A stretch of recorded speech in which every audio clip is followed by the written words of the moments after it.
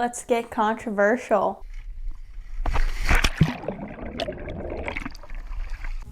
Hi guys, welcome back, and if you're new here, welcome. My name's Olivia. I'm a professional scuba diver. This is Fully Submerged.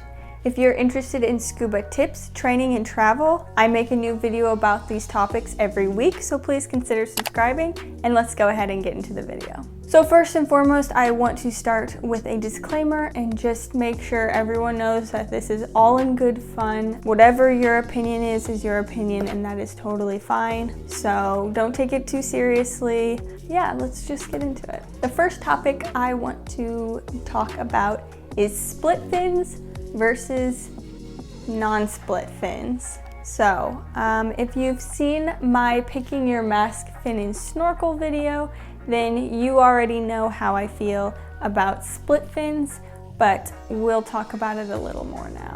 I think split fins are dumb. To put it lightly, I think that they're dumb. Hear me out. I'll explain why I feel that way, and you are welcome to feel differently, but this is just my opinion and what I have experienced myself and as a dive instructor, dealing with a lot of students who come in with a lot of different gear. So that's what I'm basing my opinion off of. So split fins. Here's my qualm with split fins. Basically, when you have a split that goes through that fin, that allows water to move between that split, which is going to reduce your propulsion in the water. Now, the plus of a split in the fin is that because of that reduced propulsion through the water, you don't have as much resistance. So for older people or somebody who maybe had a surgery or something like that, it can be easier on them to push through the water. However, if you have less propulsion, that means you're going to go less distance. So to me, it seems like you're gonna have to do more kicks to make up for the less amount of distance that is being covered because you're losing that propulsion through the water. So it doesn't really seem like a benefit to me. That being said, if you have a split fin and you really like your split fin, it shouldn't be a problem as long as you're in mild dive environments. You shouldn't have a safety issue in that kind of a situation. However, if you are in a dive environment that has any current, a good amount of current to it, then having that split fin can become dangerous because you don't have as much control in order to push against the current if you need to stay with the group and those kinds of things.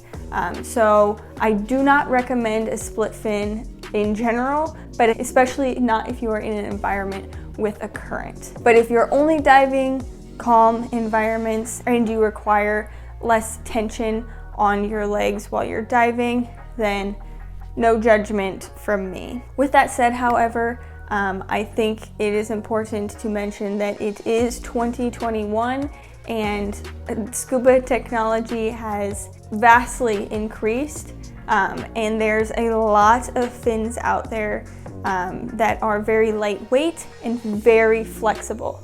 So I am always going to recommend you find a fin that has a very flexible blade and is a very lightweight fin before you ever pick one that has a split through it. So I think you have alternatives. It's not worth having a fin with a split in it. That's my opinion. I also tend to like to be more minimal in my belongings. So if I can have one piece of gear that can satisfy all my dive environment needs, that's the piece of gear I'm gonna get. So if a split fin can only be used in one dive environment, I'm never going to choose that piece of equipment, because if I can't use it for any situation, then it's like more clutter, and I don't like clutter. So I do not like split fins. If you disagree with me, then let me know in the comments below. Tell me your thoughts. I probably still won't agree with you, but it's very important to get other perspectives on these kinds of things. The next topic I have is when you're cleaning a dive mask, if you burn the inside of the lens or if you use toothpaste. So if you've watched my video about prepping a mask for scuba diving, you'll know that I personally use the toothpaste method. I find it to be a lot more safe and foolproof method to use to clean your mask. Using the lighter, you can hold it too close, you can hold it on there too long. If there's plastic lenses in the mask, you can ruin those. It has to be on the tempered glass. There's just a lot more room for error with the burning method. Masks aren't outrageously expensive, but they're also not cheap, and I personally wouldn't risk ruining my mask with a lighter. I spent too much money on it to put a lighter to it. So that's not something I'm comfortable with. The toothpaste has always worked for me. I could be wrong on this, so I'm gonna do a little research and maybe I'll write a note on screen if I am correct or incorrect. But I believe that if you put a lighter to your mask, that any warranty that you would have had on that mask is donezo. So I don't recommend it. I know plenty of people do it and don't have problems, but I just think it's too expensive of a mask and there's too much room for error. As long as you do the toothpaste method correctly and enough times, it works just fine and you're far less likely to permanently damage your mask. So if you want to see how to do that toothpaste method, you can check out that video. The third topic I want to talk about today is PADI versus other agencies. So I find there's kind of two boats with this one. There's either all the agencies are the same and it doesn't really matter, or they hate PADI. I'm on the all the agencies are the same and it doesn't matter boat.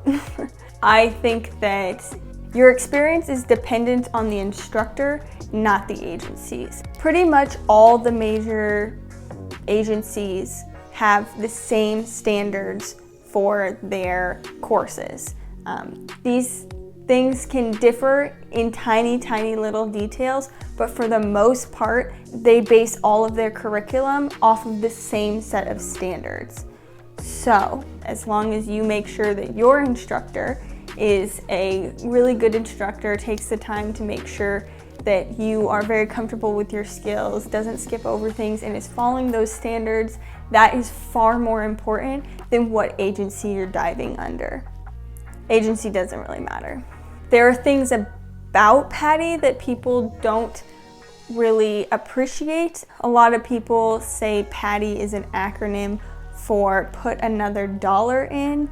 People kind of don't tend to like that PADI makes you pay for basically everything, pay for that certification, pay for the instruction, pay for this, pay for that, pay on top of that, on top of that, on top of that, and people don't really like that. I get it, but at the same time I understand that PADI is a business and I just don't think it's worth getting all worked up about. There's other agencies to pick from, and if you feel that way, you are more than welcome to pick a different agency, and it shouldn't be that big of a deal, but I wouldn't turn away from PADI just because of them behaving as a business. I just think it's far more important that you look into getting a good instructor than it is to be worried about what the agency is. Another thing that some people don't like about PADI is that they give out an elite instructor award to instructors for getting a certain amount of certs in a year. Now the reason that they don't like this is because you're being rewarded for the quantity of certifications that you do rather than the quality of certifications that you do. I do know though that PADI sends out surveys to the students after courses, and if you have any quality assurance issues on your record based on those surveys, you will not be awarded that elite status because of that. So PADI is the largest dive agency in the world. So in order for them to do something to give back to their instructors, to kind of be like, we're very appreciative of you. How are they going to possibly figure out who's the best instructor, who's certified the best divers, who's done the best job? Like, how would they possibly be able to find that out in a measurable manner? Like, that's super complicated. So I get the concept going behind it, but I don't think that you should fault PADI for wanting to do something to reward for being leading instructors in their agency. Enough about that. Those are 3 controversial subjects in the dive world. I think it's always super, super important to hear other people's perspectives and other sides and opinions. So please be respectful, but I would love to hear your thoughts. So please do let me know in the comments below. If you agreed with me, go ahead and give it a like. If you disagreed with me, feel free to give it a dislike. Either way, if you made it this far in the video, please don't forget to subscribe. You can also follow me over on Instagram at Fully Submerged Scuba, and I will see you guys next week. Until we dive again, bye! We are shedding everywhere. I don't know if these are the correct terminologies. I am not a, what is the word?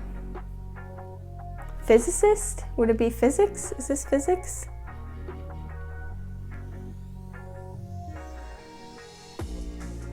Right? Physics? Is this, would this be physics? I think so. Oof. I don't know the freaking words to explain this. What are the words? You would think I don't speak this language with how much trouble I have coming up with English words, but it's the only language I speak, only language I've ever spoken, and yet drawing blanks all the time. Okay, done.